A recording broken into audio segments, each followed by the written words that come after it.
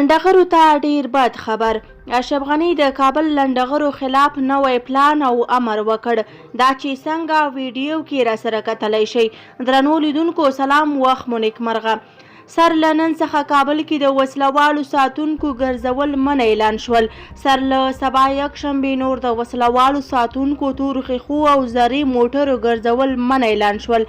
د کابل ولایت د ګډو ځواکونو قومندانۍ په یوه اعلامیه کې ویلي د خلکو له مکررو شکایتونو وروسته سر له سبا یکشنبه د غبرګولي 18 څخه په کابل ښار کې امنیتي ځواکونه نوی بندیزونه عملي کوي.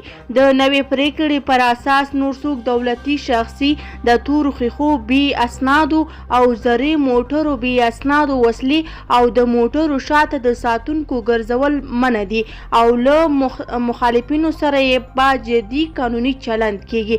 د ګډو ځواکونو په اعلامیه کې راغلي دغه کار به په کابل ښار کې د جرمونو کچې کموالی او د امنیت ټینګښت لامل شي. امنیتي ځواکونه به له مخالفینو سره قانوني چلند وکړي او په دې برخه کې د هیڅ چا واسطه او زور نه منل کیږي. امنیتي ځواکونه مکلف دي چې له قانون ماتونکو سره جدي قانوني چلند وکړي.